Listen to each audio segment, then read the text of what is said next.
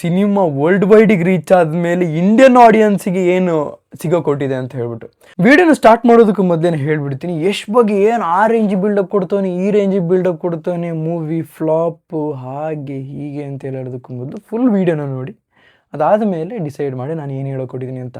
ನನಗೆ ಇಲ್ಲಿ rocking star Yash ಅವ್ರ ಬಗ್ಗೆ ಮಾತಾಡೋಂಥ ಅವಶ್ಯಕತೆ ಇಲ್ಲ, ಅಥವಾ ಅಪ್ಕಮಿಂಗ್ ಸಿನಿಮಾಸ್ ಬಗ್ಗೆ ಮಾತಾಡೋ ಅವಶ್ಯಕತೆ ಇಲ್ಲ. ನಾನಿಲ್ಲಿ ಕೊಡ್ತಿರೋಂಥ ಅಪ್ಡೇಟು ತುಂಬಾ ಸೀರಿಯಸ್ ಆಗಿದೆ ಆ್ಯಂಡ್ ಇದು ಸೋನಿ ಪಿಕ್ಚರ್ಸಿಗೆ ರಿಲೇಟೆಡ್ ಆಗಿದೆ. ಆ್ಯಂಡ್ ವರ್ಲ್ಡ್ ವೈಡ್ ಸಿನಿಮಾದಲ್ಲಿ ನಮ್ಮ ಸಿನಿಮಾ ಸ್ಟ್ಯಾಂಡ್ ತೊಗೊಳ್ಳೋದು ಮಾತ್ರ ಅಲ್ಲ, ರಾಮಾಯಣ ಸಿನಿಮಾ ಬರ್ತಾ ಇದೆ ಅಥವಾ ಟಾಕ್ಸಿಕ್ ಟೀಸರ್ ಬರ್ತಾ ಇದೆ, ಇದೆಲ್ಲದಕ್ಕಿಂತ ತುಂಬ ಇಂಪಾರ್ಟೆಂಟ್ ನ್ಯೂಸ್ ಇದೆ. ಸೊ ಸೀರಿಯಸ್ ಆಗಿ ಸ್ವಲ್ಪ ಈ ವಿಡಿಯೋನ ಎಂಟೈರ್ ವಿಡಿಯೋ ನೋಡಿ, ಅದಾದಮೇಲೆ ನಿಮಗೆ ಒಂದು ಕ್ಲಾರಿಟಿ ಸಿಗುತ್ತೆ. ಅದಾದಮೇಲೆ ಕಮೆಂಟ್ ಮಾಡಿ, ಯಾಕೆಂದರೆ ಇದುವರೆಗೂ ನನಗೆ ಆ ಥರದ್ದು ಕಮೆಂಟ್ ಬಂದಿಲ್ಲ, ಪರವಾಗಿಲ್ಲ. ನಾನು ಆದರೂ ಕೂಡ ಈ ವಿಡಿಯೋ ನೋಡಿದ್ಮೇಲೆ ಹೆವಿ ಬಿಲ್ಡಪ್ ಕೊಡ್ತವನೆ ಅಂತ ಅನ್ನಿಸ್ಬೋದು, ಅದಕ್ಕೋಸ್ಕರ ನಾನು ಫಸ್ಟಿಗೆ ಹೇಳ್ಬಿಡ್ತಾ ಇದ್ದೀನಿ. ಸೊ ಮೊದಲನೇದಾಗಿ ಹೇಳೋದಾದರೆ ಯಶ್ ಅವರು ಒಂದು ವಿಷನ್ ಇರೋವಂಥ ವ್ಯಕ್ತಿ ಅಂತ ಇಲ್ಲಿ ಗೊತ್ತಾಗುತ್ತೆ. ಸೊ ನಾನೇನಾದರೂ ಇದ್ದಿದ್ದರೆ ಈ ಥರ ಯೋಚನೆ ಮಾಡ್ತಿದ್ನ? ಇಲ್ಲ. ನಾನೇನಾದ್ರು ಇದ್ದಿದ್ರೆ ಏನು ಮಾಡ್ತಿದ್ದೆ ಗೊತ್ತಾ? ನನಗೆ ಕನ್ನಡ ಇಂಡಸ್ಟ್ರಿಯಲ್ಲಿ ಟಾಪಾಗಿ ನಿಂತ್ಕೋಬೇಕು, ಟಾಪ್ ಹೀರೋ ಆಗಬೇಕು, ಅಥವಾ ಇಂಡಿಯನ್ ಇಂಡಸ್ಟ್ರಿಯಲ್ಲಿ ಟಾಪ್ ಲೆವೆಲ್ ಹೀರೋ ಆಗಬೇಕು. ನನ್ನನ್ನು ಎಲ್ಲರೂ ಬಾದ್ಶಾ, ಕಿಂಗ್ ಶಾರುಖ್ ಖಾನ್ ಬಾದ್ಶಾ ಅವ್ರಿಗಿಂತ ಮೇಲ್ಗಡೆ ನಾನು ಇಟ್ಟಿರಬೇಕು. ಇಷ್ಟನ್ನು ನಾವು ಯೋಚನೆ ಮಾಡ್ತೀವಿ. ಅಂದರೆ ಟಾಪ್ ಲೆವೆಲ್ ಥಿಂಕಿಂಗ್ ನಮ್ದು ಅಷ್ಟೇ. ನಾವು ಅಲ್ಲಿ ಬಾರ್ಡರ್ ಎಳ್ಕೊಂಬಿಟ್ಟಿದ್ದೀವಿ. ಎಷ್ಟು ಅವ್ರ ಥಿಂಕಿಂಗ್ ಹೇಗೆ? ನಿಮಗೆ ನೀವು ಬೇಲಿ ಹಾಕ್ಕೋಬೇಡಿ, ಯಾವ ಬಾರ್ಡ್ರು ಇಲ್ಲ, ಎಲ್ಲ ಬಾರ್ಡ್ರನ್ನ ಅಳಿಸಿ.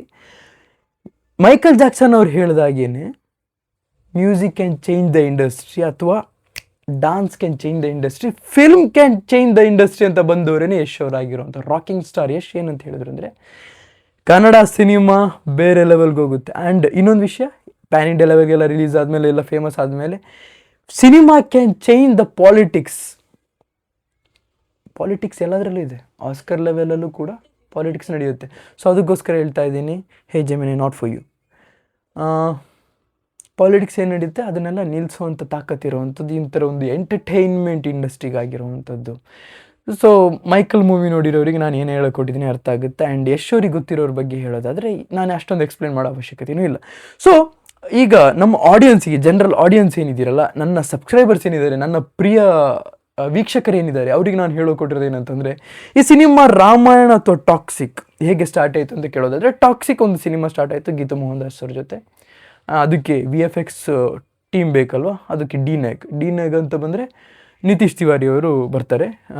ಅವ್ರು ಬಂದಾಗ ಅವ್ರ ಜೊತೆ ಒಂದು ಸಿನಿಮಾನ, ದೊಡ್ಡ ವಿಷನ್ನ ಇಲ್ಲಿ ಗೊತ್ತಾಗುತ್ತೆ. ರಾಮಾಯಣ ಅಂತ ಒಂದು ಸಿನಿಮಾ ತೆಗಿಬೇಕು ಅಂತಿದ್ದಾರೆ. ಆಗ ಇವರು monster mind as A producer ಆಗಿ ಇವ್ರು ಜಾಯ್ನ್ ಆಗ್ತಾರೆ. ಡಿ ನ್ಯಾಗ್ ಇವ್ರನ್ನ ಹಿಡ್ಕೊಂಡು ಎಲ್ಲಿವರೆಗೂ ರೀಚ್ ಆಗೋಕ್ಕೆ ಸಾಧ್ಯ ಇದೆ ಇವ್ರಿಗೆ ಗೊತ್ತು. ಡ್ಯೂನ್ ಅಂತ ಸಿನಿಮಾ, ತುಂಬ ಪ್ಲಾನೆಟ್ ಆಫ್ ದಿ ಏಪ್ಸ್, ಈ ಥರದ್ದೆಲ್ಲ ಸಿನಿಮಾ ತೆಗೆದಿರೋರು. ಅವರು ಪ್ರತಿಯೊಬ್ಬರನ್ನ ಇಲ್ಲಿಗೆ ಬಂದು ಈ ಸಿನಿಮಾನ ಮಾಡ್ತಿರ್ಬೇಕಾದ್ರೆ ಜಸ್ಟ್ ಇಮ್ಯಾಜಿನ್ ಮಾಡಿ ರಾಮಾಯಣ ಸಿನಿಮಾ ಹೇಗಿರ್ಬೋದು. ನೀವು ಜಸ್ಟ್ ಗ್ಲಿಮ್ಸ್ ನೋಡಿರೋವಂಥದ್ದು ಅಷ್ಟೇ.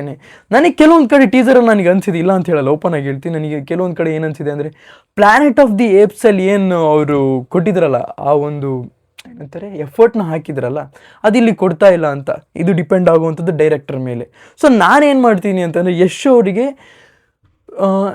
ಏನಂತಾರೆ ಸ್ಕ್ರೂಟಿನೈಸ್ ಮಾಡುವಂಥದ್ದು ಟಾಕ್ಸಿಕಲ್ ಮಾತ್ರ ಅಲ್ಲ, ರಾಮಾಯಣದಲ್ಲಿ ನೀವು ಸ್ಕ್ರೂಟಿನೈಸ್ ಮಾಡಿದಿದ್ರೆ ನಿಮಗೆ ಇನ್ನೂ ಸ್ವಲ್ಪ ಒಳ್ಳೆ ಫಾರ್ಮ್ಯಾಟಲ್ಲಿ ಸಿಕ್ತಿತ್ತು ಅಂತ ನನಗೆ ಅನ್ನಿಸ್ತಿರೋವಂಥದ್ದು.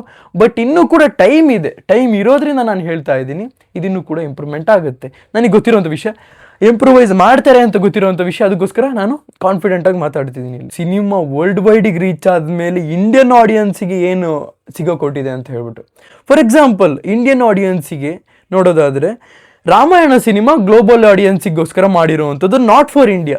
ಯಾಕೆಂದರೆ ಇಂಡಿಯನ್ಸಿಗೆ ಆಲ್ರೆಡಿ ಸ್ಟೋರಿ ಗೊತ್ತು, ತೋರಿಸಿರೋದೇ ಮತ್ತೆ ತೋರಿಸುವಂಥ ಅವಶ್ಯಕತೆ ಅವರಿಗಿಲ್ಲ. ಆ್ಯಂಡ್ 4000 crores ರಿಕವರಿ ಮಾಡಬೇಕು ಅಂತಂದರೆ ಅವರಿಗೆ ಗ್ಲೋಬಲ್ ಬೇಕೇ ಬೇಕು. 4000 crores ಅಲ್ಲ, ಫಾರ್ ಎಕ್ಸಾಂಪಲ್ ಈಗ ಸ್ಪೈಡರ್-ಮ್ಯಾನ್ ನೋಡೋದಾದರೆ 9000 crores ಮೇಲೆ ದಾಟಿದೆ, 900 million ಆಲ್ಮೋಸ್ಟ್ ಲೈಕ್ ಓಪನಿಂಗಲ್ಲೇ ದಾಟಿದೆ. ಸೊ ಈ ಥರದ್ದೆಲ್ಲ ಕಲೆಕ್ಷನ್ ಸಿಗಬೇಕು ಅಂತಂದರೆ ಅದೇ ಸೋನಿ ಪಿಕ್ಚರ್ಸ್ ಅವ್ರ ಕಡೆಯಿಂದ ಹಿಡ್ಕೊಂಡು ಈಗ ಮತ್ತೆ ನಾನು ಹೇಳ್ತಾ ಇದ್ದೀನಿ, ರಾಮಾಯಣ ಸಿನಿಮಾ ಅವರೇ ಡಿಸ್ಟ್ರಿಬ್ಯೂಷನ್ ರೈಟ್ಸ್ ಇರೋವಂಥದ್ದು. ನಾನು ತುಂಬಾ ಹ್ಯಾಪಿಯಾಗಿದ್ದೀನಿ.